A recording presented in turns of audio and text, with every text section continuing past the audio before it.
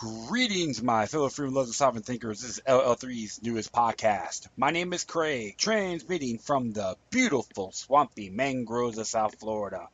And today's date, Wednesday, December 2nd, 2015. Yes, I've been just checking out the latest shooting that happened in San Bernardino, California. And I was like really examining some of the updates, photos, mainly on International Business Times, which Aaron Morrison's out there right now. And of course, says here San Bernardino shooting, live updates, shooter injuries, at least 20 people in California, officials say. And I'm like looking through some of the photos. I see people with their hands up.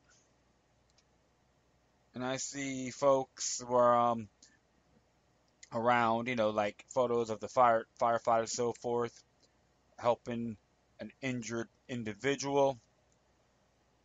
And it's interesting right now. It's 4:34 Eastern Time, actually 4:47. This is like the latest update.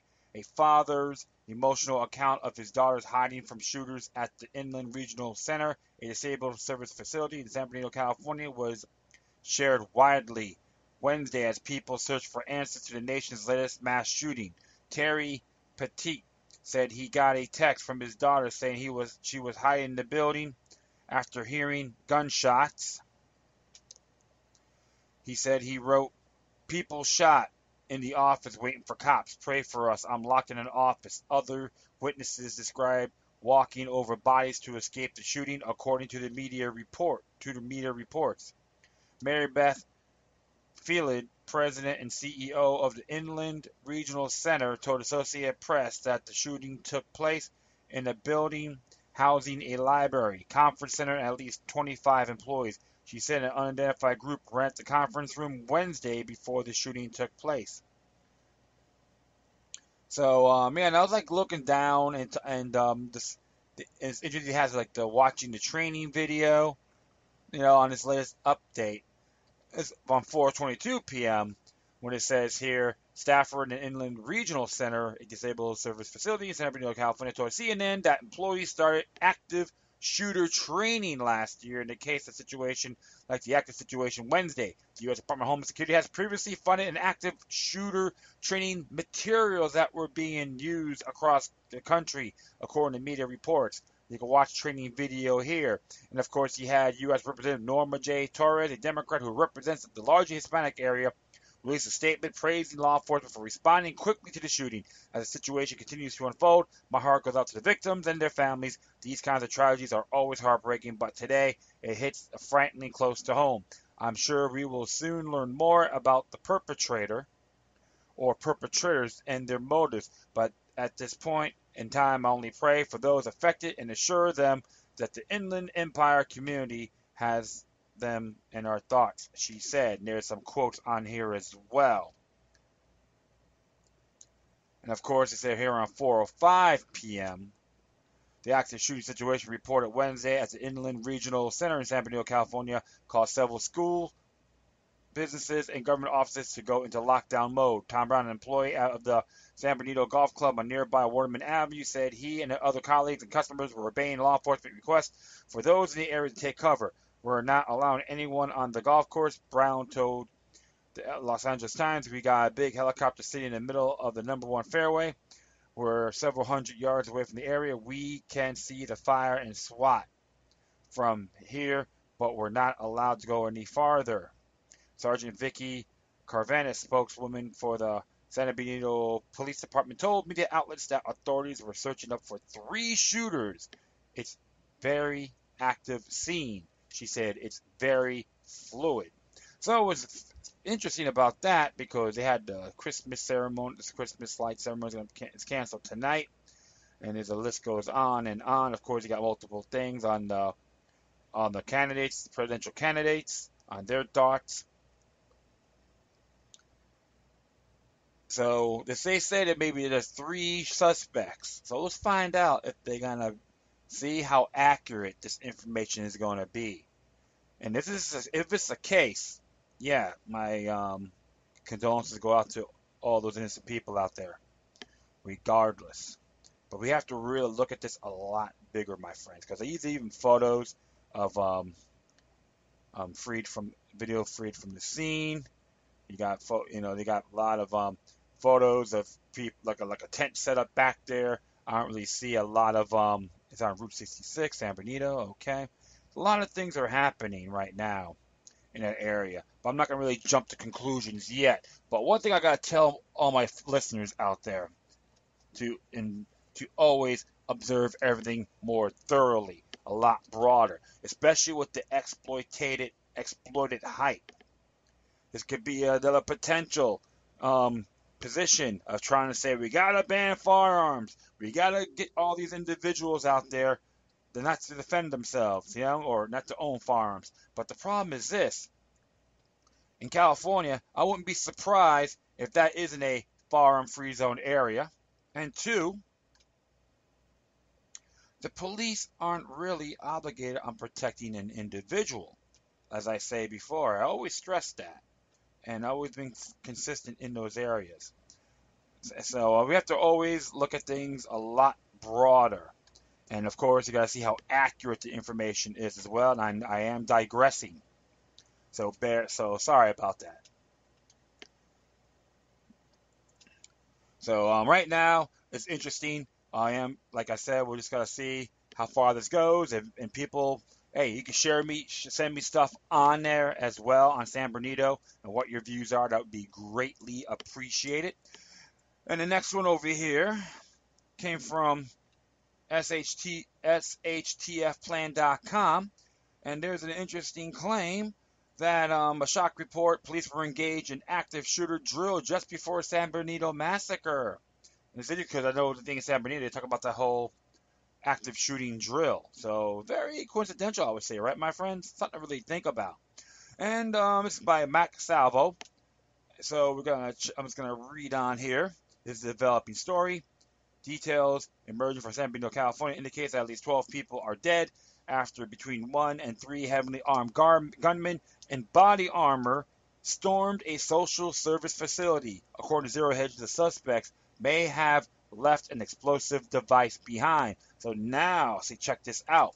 With the whole thing on body armor, because there's a bill on the floor, is try to have ban body armor on for average or private citizens, except for law enforcement. And I do remember I have addressed that in my past episodes, and unfortunately I don't remember at the top of my head. But go in there, look at my archives. It should have the link on there as well, and you can read it for yourselves. So I will continue on here. Police are investigating a report of shots fired in San Bernardino. As CBS LA reports, San Bernardino fire officials are reporting at least 20 victims and 12 reported casualties in a shooting in the 1300 block of South Waterman. Authorities are advising all motorists to stay away from the area around Inland Regional Center, a center serving people with developmental disabilities in San Bernardino and Riverside counties. Investigators were searching the building and yet to clear. Police said there were reports one to three shooters involved. Marcos Aguilera's wife was in the building when the gunfire erupted. He said a shooter entered the building next to his wife's office and opened fire. They locked themselves in her office. They seen bodies on the floor, Aguilera said, adding that his wife saw ambulances taking people out of the building on stretchers. According to the latest update, police confirmed 3 shooters at large wearing masks, body armor, and armed with rifles. So you guys, I'm just curious, what kind of rifles are they? A source inside the San Bernardino County Sheriff's Department has confirmed that police were engaged in active shooter drill on November 30th at Victor Valley Community College just prior to the massacre in San Bernardino. The exercise had been publicly confirmed by official sources, and this is on their website, Facebook page to be exact.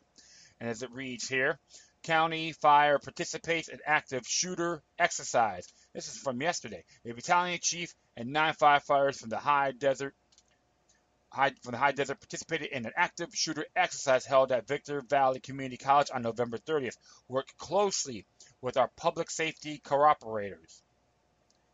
Firefighters practiced mass casualty incidents or MCI triage techniques, patient care, and safety measures during the active shooter incident, and took this opportunity to test interagency communication equipment. SB co-fire said, and there's a lot more in that. So there's a, let's see if I can get that for a moment. Let's see what we can do here on that Facebook page. So yeah, because I see a little more input on here. Okay, come on, come on, come on. But it's interesting. So could we say coincidental? It's possible because the same thing happened when in Newton, Connecticut area, they had a FEMA drill as well, and so we all know about that debacle based on memorable information, not just saying conspiracy theories or kooks, anything like that, but memorable information on the Sandy Hook shootings was staged. So let me see.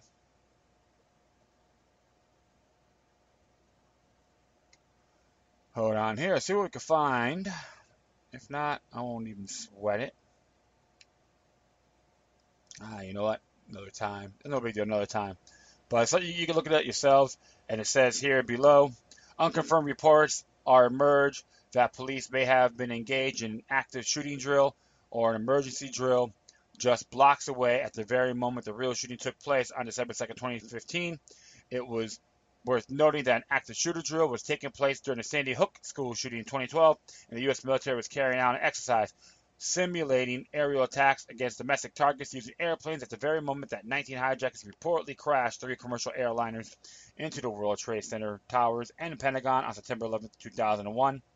For this latest report of a simultaneous active shooter drill in San Benito has yet to be officially confirmed, but will no doubt lead to thousands of hours of fact-finding news reports and videos, as well as claims of fringe conspiracy theories, as we've seen during previous attacks. The developers for more information will be made as soon as additional reports emerge. So definitely go on this website, subscribe to them, and you can get all that stuff and get all that information and see what's going to happen up to date. So it's so expect a lot of questions too. And those are the things you gotta really look out for. It's gonna be expect a lot of questions in these areas, a lot of smoking guns, loopholes, etc. That's why we gotta really look into these areas and just study everything, everything much as possible instead of jumping to any conclusions. And I always say that in love and in good faith. So, all right, this next one I'm going to be hitting is about the Planned Parenthood attack from The Intercept. It says here, activists urge Attorney General call an attack on Planned Parenthood clinic an act of terror. When men attack women's health clinics, the Justice Department should call it domestic terrorism and treat it in that way, a coalition of activists says Wednesday. This is by Gina McLaughlin, okay? That came out like half hour ago. The group led by Narrow, Pro-Choice America, Ultraviolet, Courage Campaign, and Credo Action is calling on the Department of Justice and Federal Bureau of Investigation to investigate crimes like last Friday's murderous rampage at a Colorado Springs Planned Parenthood clinic as an act of domestic terrorism rather than ordinary violent crime. Clearly, these attacks against Planned Parenthood meet the definition of domestic terrorism. This is not a random shooting. It must be called out such, said Elise Hogg, president of Narrow Pro-Choice America, on a press teleconference on Wednesday. FBI defines domestic terrorism as activities that involves acts dangerous to human lives that violates federal or state law, appear intended or intimidated a cohort to one, intimidate or coerce the civilian population; 2, influence the policy of government by imitation or coercion; or 3, to affect the conduct of government by mass destruction, assassination, or kidnapping. In following 9/11, the USA Patriot Act redefined terrorism to include domestic crimes, giving investigators more latitude to pursue crimes it is called terrorism during their investigations. Attacks on clinics that provide abortion services are politically motivated and intended to strike fear into the hearts of women across the country seeking care, not just the particular clinic, the activist says. So far, Attorney General Loretta Lynch hasn't commented on the Colorado shooting one way or the other. The activists are hoping that when she does, she won't mince words. But actually prosecuting an attack like that under terrorism statute is a different story. As Innocent reported in July, immediately after the indictment of a white 21-year-old shot and killed 9 black churchgoers in South Carolina, there's no criminal charges of domestic terrorism on the books. There is a section of the U.S. Criminal Code which includes terrorism-related crimes, such as using a weapon of mass destruction. One count, Boston Marathon bomber Dzarkar Zarnev was charged with. But when the weapon of choice is a gun rather than explosive or weapon of mass destruction, there is no terrorism-related statute to employ when filing an indictment. So you see what's going on right now is they're really trying to push it on a federal level. Okay, that's when you gotta really pay attention to. But when the weapon of choice is okay, I already said that. The DOJ ultimately charged Dylan Roof with murder, attempted murder, and use of a firearm, all in the commission of a hate crime in the church shooting. Haug of Norrell acknowledged that there are no statutory remedies available, but she said we're asking that these crimes be investigated as domestic terrorism. But it's discussion we need to have to bring about an understanding of this as a network of actors, an intentional campaign to scare people. If that results in a statutory definition of terrorism, Haug says, we wouldn't oppose it. But the current ask is for the DOJ to call it what it is. So, it has some good points on here, don't get me wrong. But the truth of the matter is, the way it's been released, yeah, okay, it's a terrorist act. I'm not going to argue about that whatsoever. You go on a shooting spree, yeah, you're terrorizing people. It's not a picnic or an isolated incident. It could be an isolated incident one way, but you're still terrorizing innocent bystanders. No arguments there. However, the problem is with these particular activist groups, they want the federal government and getting involved. Instead of having the state of Colorado take care of it, they want the DOJ to get involved. More centralization. And I know probably even Planned Parenthood may be on federal jurisdiction. I'm not so sure, but they do get user tax dollars, so they may have a certain case. But the whole thing, I say this to you, my friends. Self-defense is the right thing to do. And people out there need to learn these methods. It doesn't matter with race, color, creed, gender, etc. Because, like I said, because you have to really look at the bigger picture. And I know I brought up things on Charles Van Wyck, who saved over 900 lives at the St. James Church Massacre. He stopped people had AK-47 grenades. He had 38. It's not to say he's being hunky-dory, being heroic, but he did what he had to do was right. And these folks out here may have to do the same thing because, like I said before, the police aren't obligated on protecting an individual. I'm going to have to add that link in there again so you can look at the sovereign immunity and tort liability. Definitely going to add that to the memo because I do find this essential to get people thinking on preparing yourselves instead of playing underdog or street pie purebred of and the people of big city call out for underdog on everything. It's not being macho. It's not being arrogant. It is human nature, natural law. And this is why I always have to push that over and over again. And there's times I want to beat my head into a wall. I know many of my listeners out there, freedom lovers, sovereign thinkers, feel the same way. You have to beat your head in the wall or smack them upside their head and go, what the hell are you thinking? So definitely going to add that to the memo. So I got to put that in writing just in case I won't forget. There's times I may slip now and then. But it is a real shame. And of course, it's interesting when I see on the Facebook page, oh, your guy's a Christian, he's a right-winger. I'm like, and the guy looks like a Manchurian candidate, all right? Some possible mind control victim.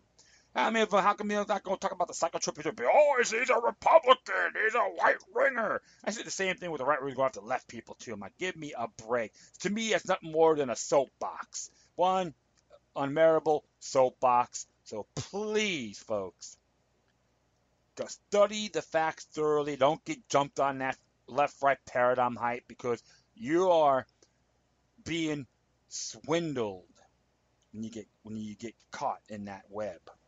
So definitely, you gotta think before you speak. And that's like one of those things, my friends.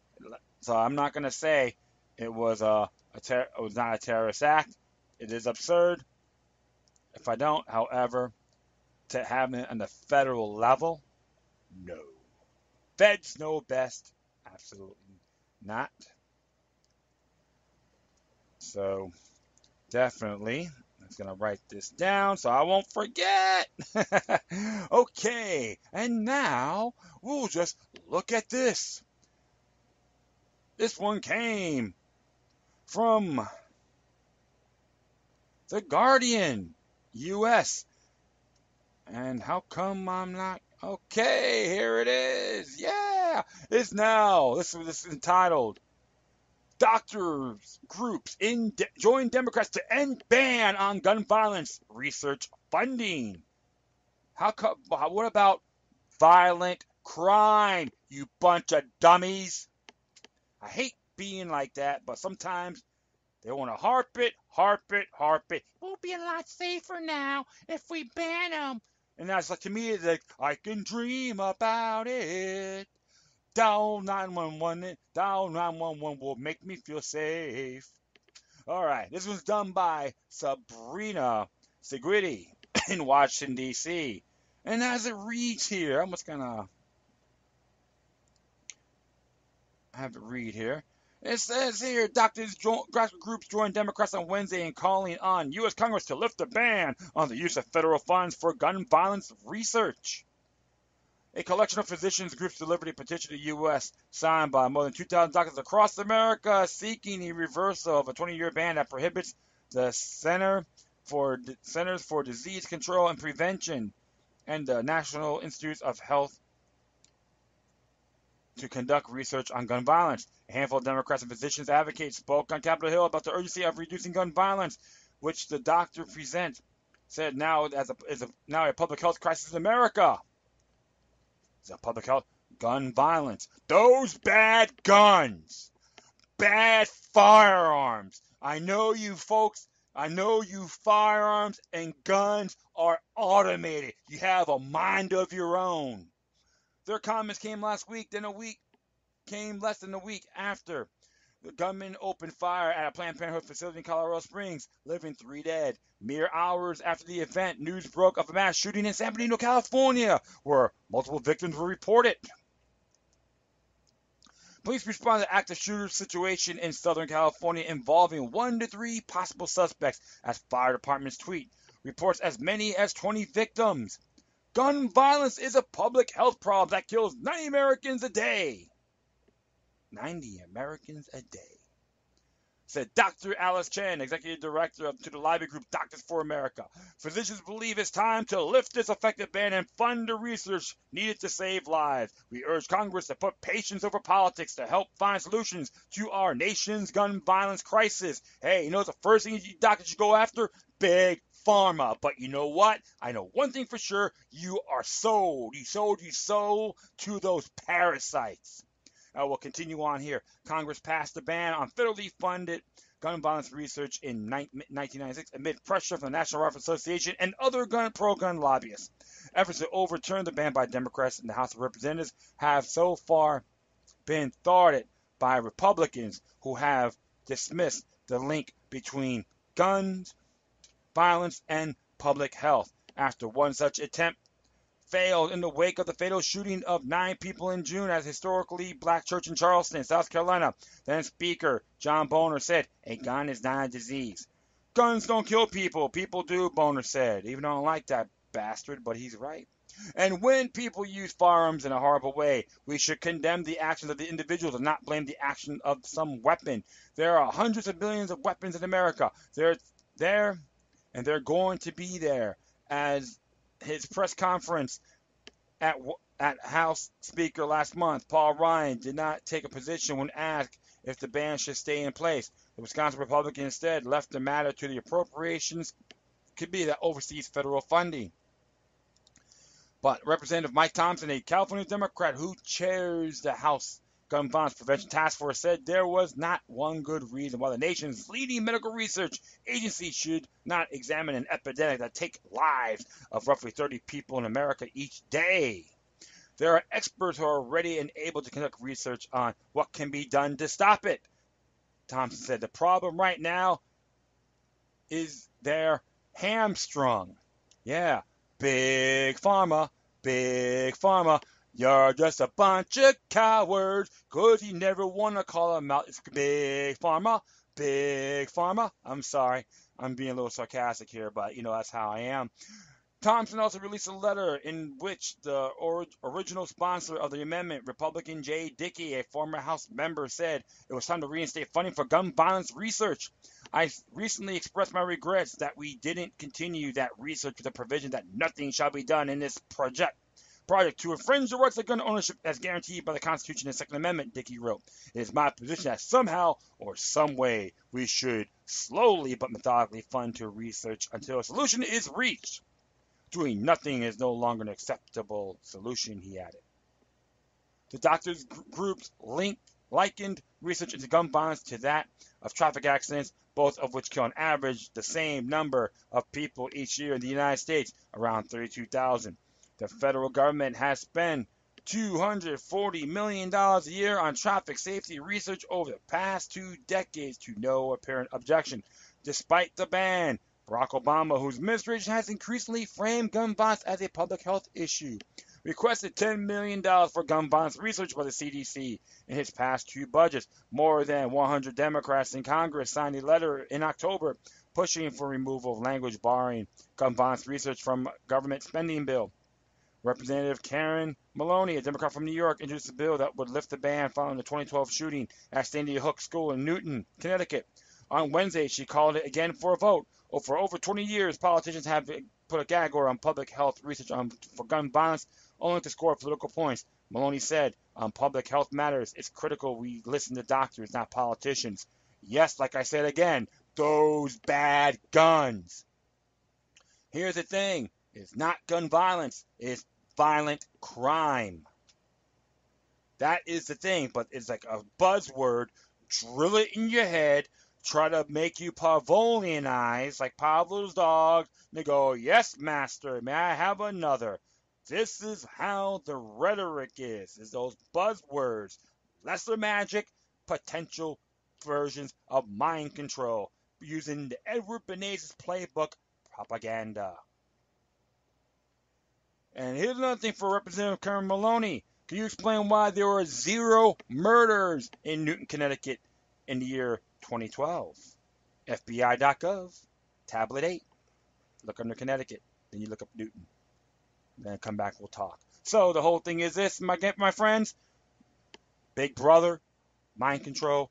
And don't get me wrong, the Republicans do the same, the GOP do the same thing, the conservatives do the same thing. Throw that mind control in. Mind control, 1984. Big brother at its best. So the whole thing is, my friends, you have to always be methodical when they try to talk about gun violence. Just say, how about violent crime? Best thing to do, we have to look at the research if the CDC does those funds for violent crime. If they don't, then you can call them out. But as far as I'm concerned, just the same old song and dance. They took advantage of our freedoms. It's the free society.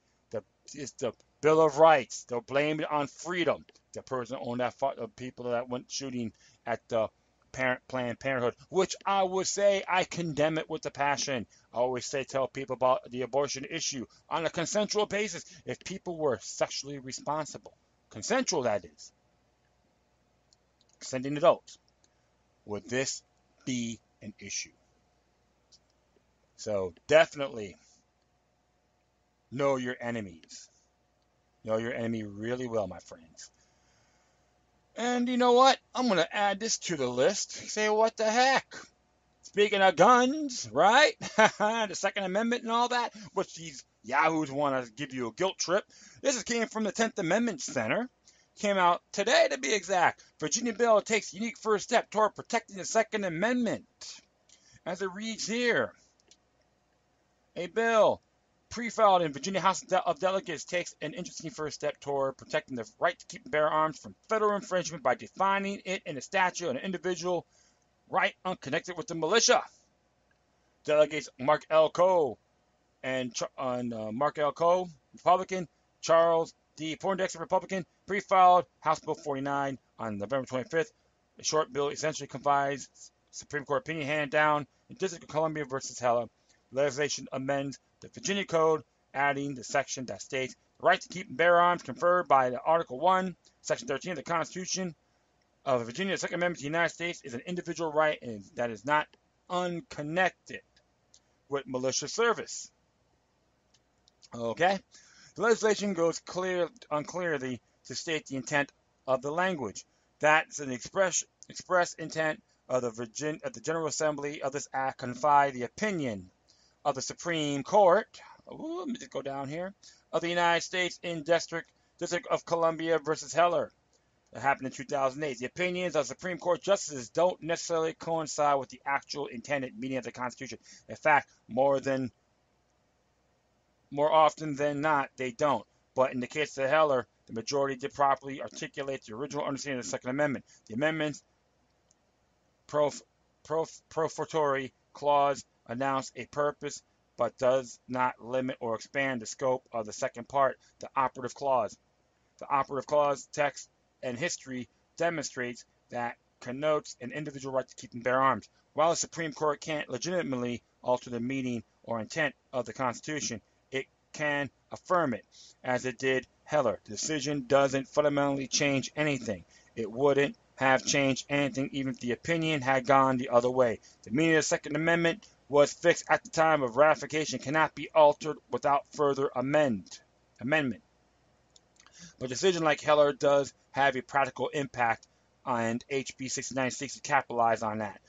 With the right to keep and bear arms codified as an individual right in state law, it will create a foundation for further state action to protect it from federal infringement. HB 49 potentially removes a hurdle that opponents could throw in front of further legislation to preserve the Second Amendment. They can't say that's not what the Second Amendment means with it clearly codified in state law. Passage of HB 49 will color and support every future Virginia bill addressing the right to keep and bear arms. Legal framework like this become particularly important during the legislative process. Many state representatives and senators have law degrees.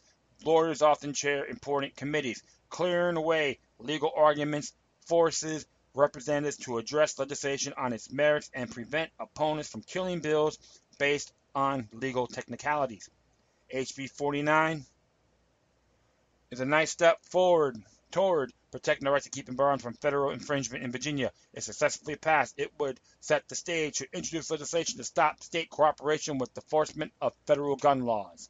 Bravo! I have to say, I do like that a lot. And it's happening a lot in other states as well. I'm very happy to see that, and to address these things.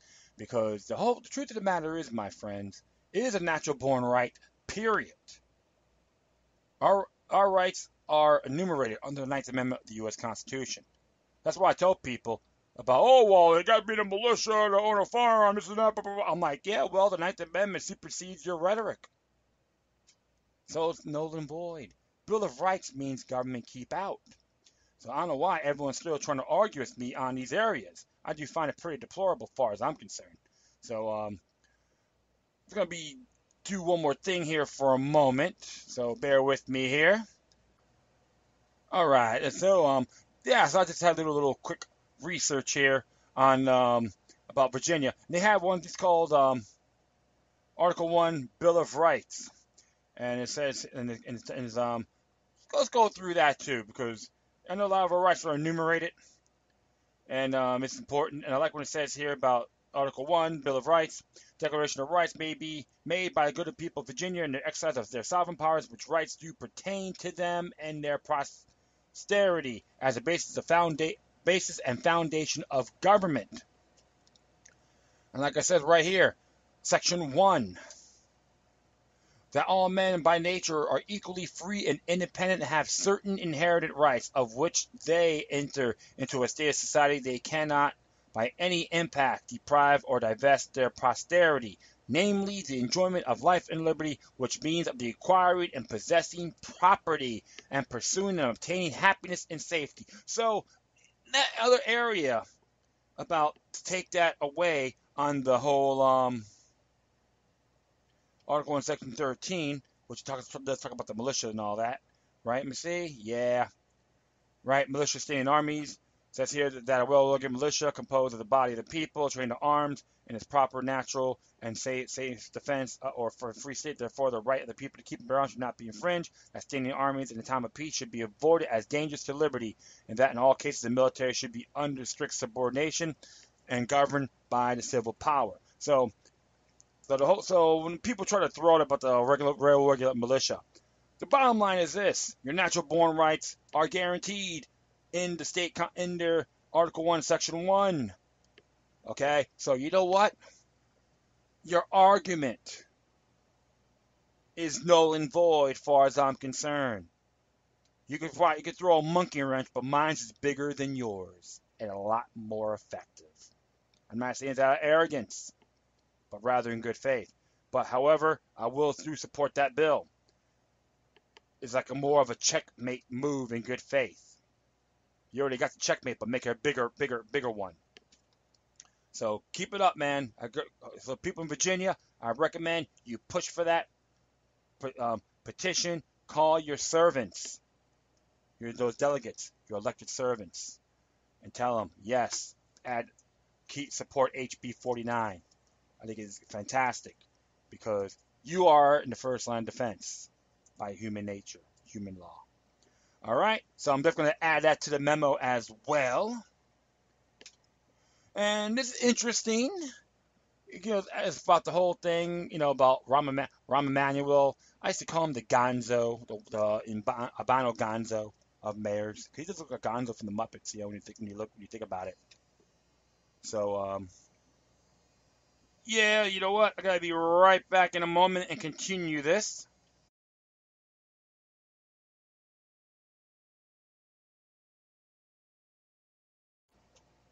Oh, all right. Sorry about that little silent delay. I forgot to hit the mute button. Now I'm back on. Yeah. So this one here came from the Daily Sheeple. Wake the flock up. There's a video of a Chicago cop says Rahm Emanuel involved in Laquan McDonald shooting cover-up. Interesting. And it says here, everyone who's paying attention knows that something is fishy with the Laquan and McDonald case. The family of the teen who was shot 16 times by Chicago police officer Jason Van Dyke, now charged with first-degree murder, received a $5 million settlement from the city without even filing a lawsuit or anything. Then the city fought the release of the police dash cam video of the shooting hard, well, at least until elections were over.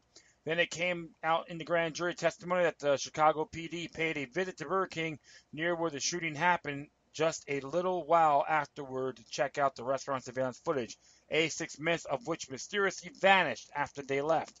Missing minutes which happened to be when the shooting took place. Now, amid the police protests that have been taking over Chicago, one cop has admitted on tape that Mayor Rahm Emanuel was part of the cover-up. And there's a video on there by Yassine Betty Boop, or at Yessie on Air. And it's 15 seconds long. You can check that out. It says here, cop says, read John Cass. Chicago Tribune columnist Cass has been exposing Emanuel's corruption for years, but lately he has published several scathing pieces specifically about the shooting, including Emanuel's holds others accountable on the police shooting video, not himself, where Cass notes the reason that the McDonald video wasn't released sooner and why the city fought its release so hard. It has nothing to do with protest. But what But what of the mayor's accountability? He sat on the video for months. If voters had seen it, he wouldn't have been reelected. So it all worked out for him. And where is the accountability of African American politicals and others like Reverend Jesse Jackson, so loud now pointing their fingers and organizing meetings and demanding accountability from others? When it mattered, they were silent. They didn't demand that the video be released. Why? Because this is Chicago, and that's how it works. Hypocrite. Jesse Jackson, go figure. Out of his own convenience. In other words, more corruption. Not a huge surprise, but everyone knows it. Will anything be done about it? While Rahm has fired Chicago Police Superintendent Gary McCarthy over the McDonald shooting, people are asking for him to step down as well. Funny, isn't it? Now, nothing happened on this October 2014 shooting case. No new evidence came to light or anything, but it wasn't until after the 2015 election that suddenly the city stopped fighting the release of the video. The cop finally gets charged with first-degree murder, and the police superintendent is fired. The shooting itself and the horrifying video that shows a teen being gunned down in the street, shot 16 times, it all happened over a year ago. The family was quietly paid off. The story kept under wraps. Rahm can't even pretend that it wasn't a cover-up. Even his own city's police are admitting it on tape. But hey, good thing Christmas is just around the corner. Admit calls for his resignation when he says isn't going to happen. Rahm is taking the family on vacation to Cuba for the holidays, a destination he got really testy about when a political reporter recently asked him about it. Yep. Gonzo himself, Gonzo Emanuel, one big corrupt individual. And people ask me on this man, and I give him the truth, my views. And I did talk about some of his past practice as well from Judicial Watch's reports. And of course, even in the New American, talked about the video as well. You guys go read it yourselves. You know about McCarthy being removed from office and this and that, and so he can make himself squeaky clean. You know, we all know what this guy thinks, so I'm going to add that to it as well on the New American. You can make your own judgment. But remember one thing: this man is not a meritable mayor. Period. So that's all I need to say about him. And the people in Chicago should have the power to tell him to stick it. Don't be afraid of him. There's more of you than his cronies. All right. Next one here came out yesterday by the New American. It's called FBI National Security Letter Released to the Public for the First Time. This is by Michael Tennant. For years, the Federal Bureau of Investigation has been demanding sensitive data on individuals' telecommunications and internet usage and refusing to allow businesses receiving those requests to divulge anything about them, even their existence, all without obtaining a search warrant. But now, after 11 years of court battles, one man has revealed the sensitive information the FBI tried to get out of him with one of his national security letters. For more than a decade, the FBI has been demanding extremely sensitive personal information about private citizens just by issuing letters to online companies like mine. Nicholas Merrill, 43, said in November 30th press release, the FBI has interpreted its NSL authority to encompass the website sites we read, the website searches we conduct, the people we contact, and the places we go. This kind of data reveals the most intimate details of our lives, including our political activities, religious affiliations, private relationships, and even our private thoughts and beliefs. In 2004, Merrill was the owner of a small internet service provider in New York City. In February of that year, an FBI agent presented him with an NSL requesting electronic communications transactional records on one of his clients. The letter also informed him that he was forbidden to tell anyone, including his client, about it. Can we say secret police? Based on the context of the demand, I suspect that the FBI was abusing its power and its that the letter sought information to which the FBI was not entitled. Merrill wrote an anonymous 2007 op-ed in the Washington Post. Merrill claimed he never released the information the FBI sought. Instead, he took the government to court. The U.S. District Court Judge Victor Marrero in Manhattan soon ruled that the NSL law, which has existed since the 1970s, but whose scope has been vastly expanded by the 2001 USA Patriot Act, was unconstitutional. Congress reinstated it, amending it to address some Marrow's concerns, including allowing an NSL recipient to challenge both the NSL itself and the gag order. In 2008, an appeals court ruled that an amended NSL statute was still partially unconstitutional. By then, the FBI had ceased demanding the information from Merrill, but the gag order remained in place. The FBI partially lifted the order 2 years later, allowing Merrill to announce that he was the plaintiff in the case and discuss some of the details of the NSL. He was not, however, permitted to release the NSL attachment listing the types of records the Bureau had sought. Still, it must have been a welcome relief to Merrill, who in an op-ed stated, "I resent the being conscripted as a secret informer for the government and being made to mislead those who are close to me, including lying about his whereabouts when meeting with attorneys, denying that he was the plaintiff in the case, and hiding related papers where they won't be found." That's right.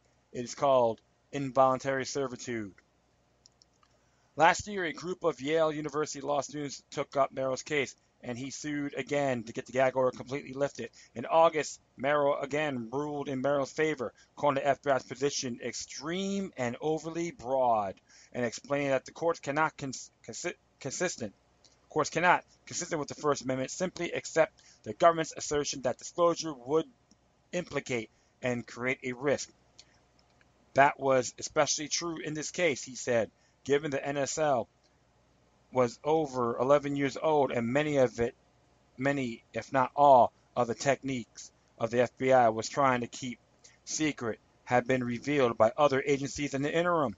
Merrill stayed his decision for 90 days to give the government an opportunity to appeal. As soon as the 90 days had passed with no appeal, Merrill released the NSL attachment to the public, though he did not release the names of the NSL targets in order to protect his former client. The attachment requests that Merrill provide the client's records of various types, including account information and number, radius, log, screen names, online orders, billing history, email addresses, IP addresses, all account website information, and any other information which you consider to be an electronic communication transactional record. Merrill highlighted the part of the attachment he found most troubling in a press teleconference Monday. First, reported The Intercept, one of the most striking revelations Merrill said was the FBI was requesting detailed cell site location information, cell phone tracking records, under the heading of the radius log information. Traditionally, radius log refers to your user's attempt to connect to a server or a DSL line, a sort of anachronism given the progress of technology. The notion that the government can collect cell phone location information to turn your cell phone into a tracking device by just signing a letter is extremely troubling, Merrill said.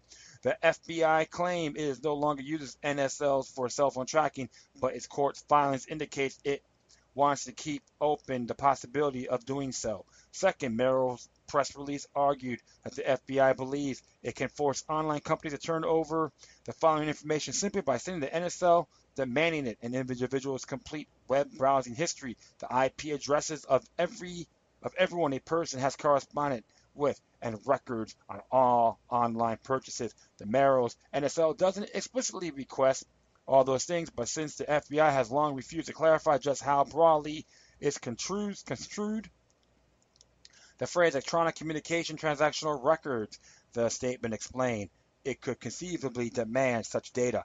Merrill told a reporter that owing to the vagueness of many of the NSL terms, refusing to turn over such records, if demanded, would make him fearful of consequences, according to the U.S. News and World Report. The danger of letting government conduct such warrantless searches, Merrill said, is that it would allow the FBI to unmask anonymous online speakers and expose an individual's network of personal contacts and associations, raising important privacy and free speech concerns, penned the Washington Post. Merrill's NSL release doesn't shed much new light on the contents of the NSLs, and it's possible that the letters currently in the use are significantly different. Nevertheless, it's worth having for a couple of reasons. First, the FBI is still issuing thousands of NSLs, each accompanied by a gag order every year. Second, having a publicly available NSL and a victorious known plaintiff will aid in the debate over government surveillance, which until now has been dominated by the Fed's side of the story. In his op-ed, Merrill expressed his frustration that the gag order had prevented him from participating in a debate over various Patriot Act reauthorizations, during which time he would have contacted members of Congress to discuss his experiences and to advocate changes in the law. At this moment, when the public is once again debating whether to expand the scope of the government's surveillance authorities, we should pause to ensure that we know how existing authorities have been construed in secret. Emanuel, one of the Yale students representing Merrill, said in a statement, the fact that Mr. Merrill is now able to reveal how the FBI has construed its NSL authority will enhance the quality of the public debate about surveillance and will give the public the opportunity to hold the FBI accountable. Well. I would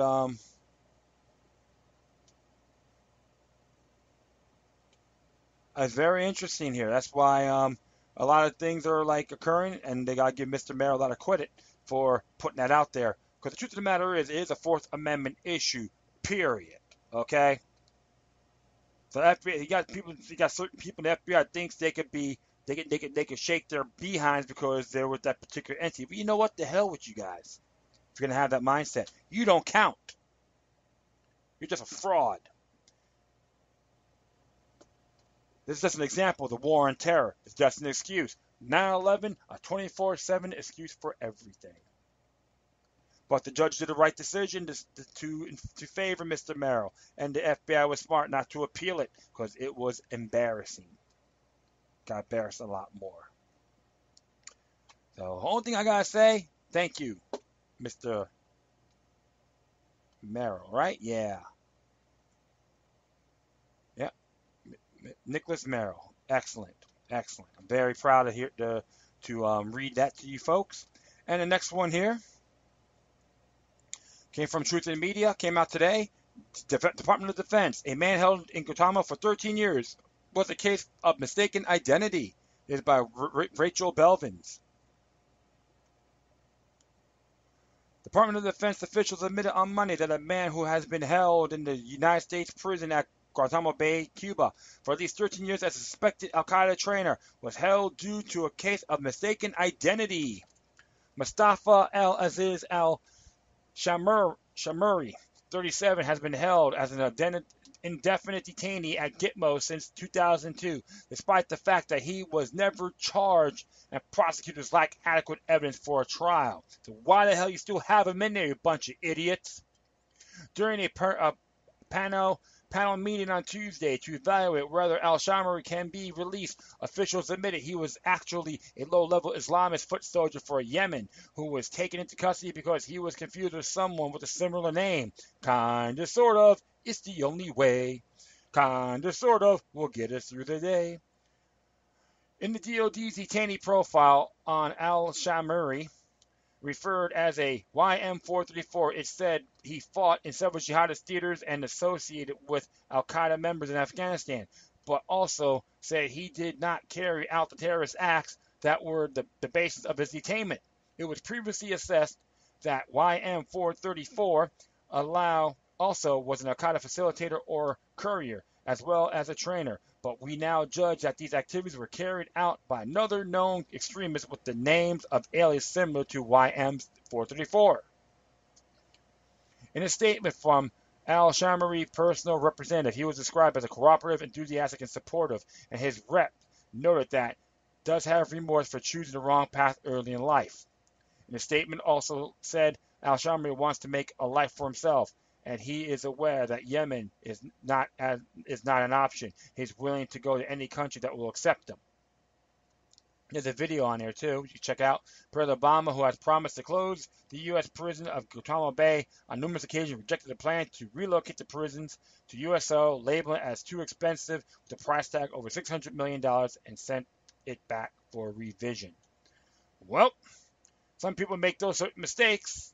He's rank and file, but, oh, it has the same name as the other guy. We'll put him in there indefinitely. You know what? That's why the war on terror is nothing more than a deception. It's a conflict with ourselves, the people, not just in the United States, but the world. Let's end the war on terror on an imperial basis. Let's defend it. Let's fight terrorism by exercising and protecting our U.S. Bill of Rights culture.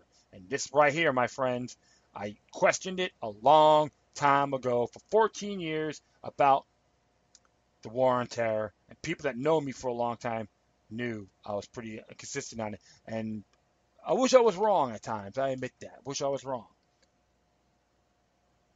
But I'm right. I'm not being happy about it. And now they're going to try to do this with some of the refugees from Syria. Try to bring them in. They may put them in these detainment camps along the United States. So how many of them are actual terrorists? We don't know. But not all of them are. There are a lot of them just pawns for the Club of Rome. But this right here, my friends, due process is essential. And don't let these bastards tell you anything different. Look what happened to Mr. Al-Shamuri. Just an example of being a mistake. Identification. And hopefully, he'll go to that wiser path and be productive and prosperous. Wish him well. All right, next one here. This one got my eye. This is from Express, which are, if I'm correct, they're based out of Britain. And talks about here, warning, scientists could spark megaquake as they drill below Earth's crust for the first time. Geologists are about to drill 3 miles under the ocean in bid to get beneath the Earth's crust and to the mantle for the first time ever. This is by John Austin. Scientists from Cardiff University are behind the mission, which hopes to bring the first ever samples of mantle, the rocky substance that makes most of our planet between the crust and core, back to the surface to be studied.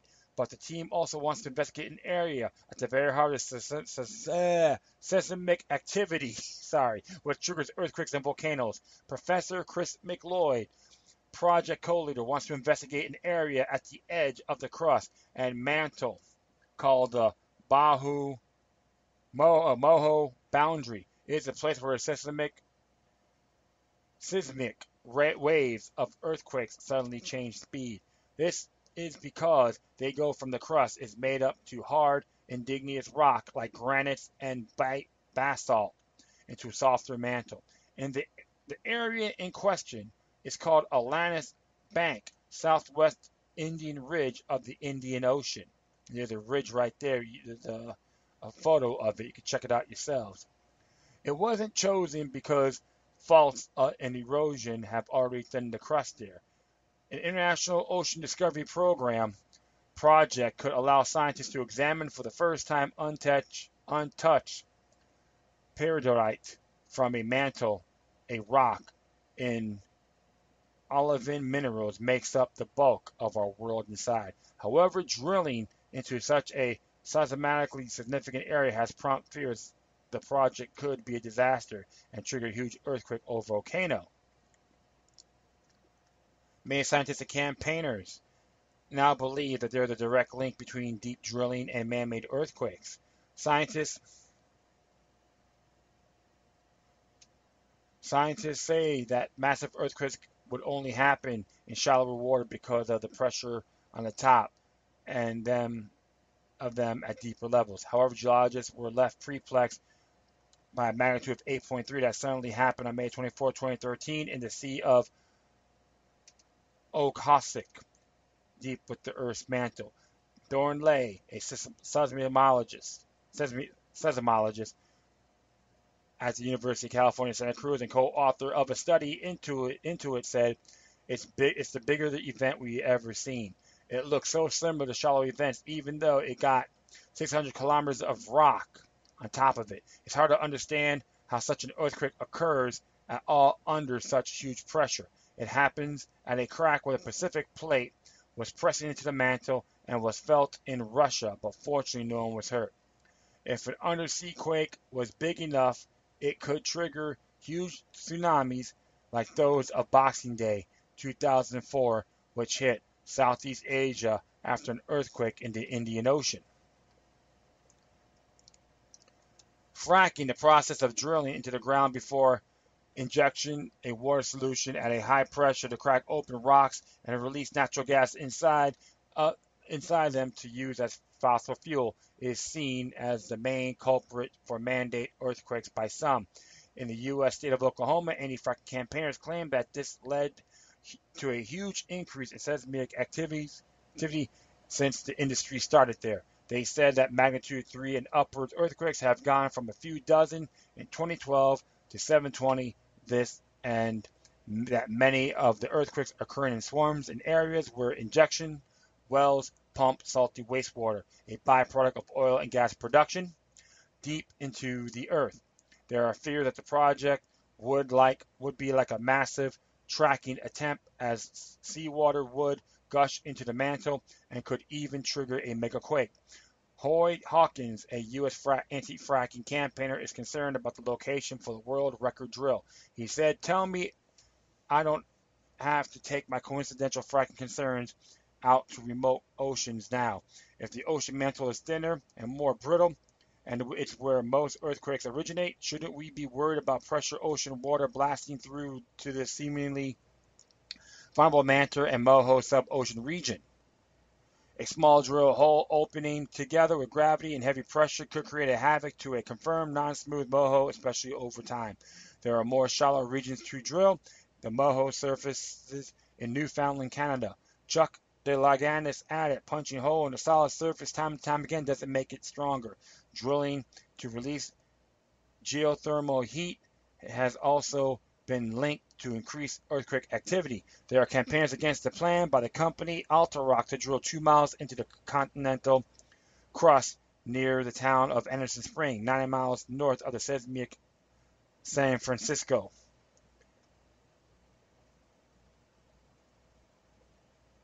The firm wants to release the heat from natural geothermal vents, but residents fear it will bring more earthquakes after geothermal project in Basel, Switzerland that drilled nearly 3 miles down triggered a 3.4 quake earthquake. Drilling was also blamed on a large mud volcano in Java, Indonesia in 2006, which displaced more than 30,000 people after a gas exploration project went wrong. But the team about to drill towards the mantle believe the research could actually allow us to understand more about the risk from this seismic region. But the team insists the project has deemed safe to proceed. It has chosen the site precisely because the Earth of the thinner crust. Continental crust can be tens of miles deep, where here is just 3. It is also 700 meters down in the ocean before the drilling starts.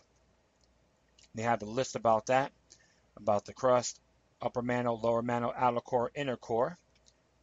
McLeod said, it could take several years to actually reach the mantle. He said, in total, we think it will take 3 expeditions. The science is approved, and we have funding for this 2-month investigation, but we will need to come back, and we may not complete the task until the 2020s. Previous attempts to drill into the mantle since the 1960s have failed. The team believes the only way to learn about what lies beneath is to drill down to sample everything between the seabed and the top of 100 meters of unadulterated mantle. Mr. McLeod said the moho is pretty uniform everywhere across the ocean basin, and because of that, everyone has assumed that the ocean crust is very uniform, and therefore, by inference, very simple. But if we're right here, it changes the game completely. If the moho seismic boundary is actually an alteration boundary from water penetration into the mantle, it means we know a lot less about the ocean crust than we did. The crew is expected to dock board a ship later this week once underway, Expedition 360, as it's called, can be followed live on the web. So that will be pretty interesting, my friends.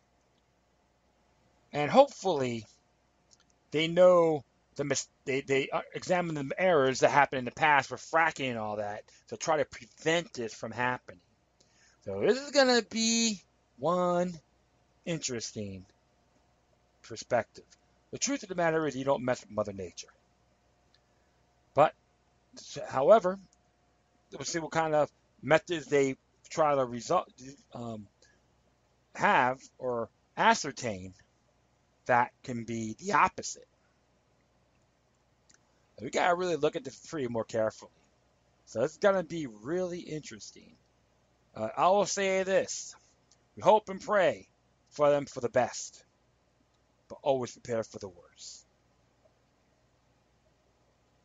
So there's a question, should we try to drill into the Earth's mantle in the earthquake zone? Yes, we have only got where we thought we are through science and exploration. No, it's not worth the risk. We lasted this long without doing it. So it's some mixed views on here. Of course, there may be some interesting comments on here as well. So very interesting. So everyone's talking about the readings and all that. A lot of comments on here. So yeah, like I said, my friends, it's something to really take a real look and examine it really thoroughly. And we'll just go wait and see. Hopefully, it will be very positive. All right. All right, finally, from thechillbud.com. Came out, I guess it's today, right? Yeah, it came out today if I'm correct. And it's entitled, Canadian Judge Fines Man $1.30 for 30 marijuana plants. I like when it says a little quote here. We're in a society where people are accused of possession and use of marijuana while more than half the population has already consumed. These are laws that are obsolete and ridiculous. When one is in the presence of law, which would have more than half the population has a criminal record in Canada, and probably most Crown's attorneys and defense, and perhaps judges, but I will not comment on it. By Judge Pierre Chevalier. And it says here, real change is coming. Too slowly for some. The newly elected Liberal Party of Canada vows to legalize marijuana, and the wheels are already in motion. However, the process is slow, and marijuana is still considered illegal in Canada. For the moment, despite it still being a legal substance, some courts are simply sick and tired of these unjust laws and are exercising their power to ignite change. Quebec judge protests Canadian cannabis law. Judge Pierre Chevalier imposed a symbolic ruling for a man arrested for possession of 30 marijuana plants. He didn't let the man off scot-free. Instead, he fined him $1.30. A ruling that both protests the severely broken war on marijuana and reflects the Prime Minister Justin Trudeau's position on weed. 46-year-old Mario LaRoche has tried numerous times to get a prescription for medical marijuana unsuccessfully, so a few doctors are willing to prescribe marijuana for pain relief, despite mountains of evidence proving its effectiveness without disastrous side effect of prescription painkillers. This forced LaRoche to break the law in order to treat his pain. Chevalier protests Canada's system. Monsieur is in a broken system, and where it does not give people access to natural medicine that goes back centuries, millennia. Oh yeah. Gotta give you some entertainment there the last minute of the show. So, people are seeing it, man. No victim, no crime. Worldwide. Common law. But I'll say this too. I find this very interesting too. About the whole thing, the marijuana hype. Don't just jump to conclusions. I remember some episodes there were claims that the United States government has a license for it or a patent. Just be leery. Be vigilant. And remember, if government sells you marijuana, is it going to be GMO or organic? Something you got to really look into. But you know what? I got to give Judge Chevalier thumbs up on this one. I think it's really hilarious. Good stuff. So that's all I need to say. And to all those folks that believe that we should have let everything do for the government or unions or lives in general. Here's a little great quote by Marcus Cicero. Don't blame Caesar. Blame the people of Rome who have rejoiced in their loss of freedom, who hail him when he speaks in the form of more security, more living fatly at the expense of the industrious. Marcus Cicero. So, remember, friends, don't blame people or government or unions, if you're in those areas, for their problems. We all have duties to resist tyranny.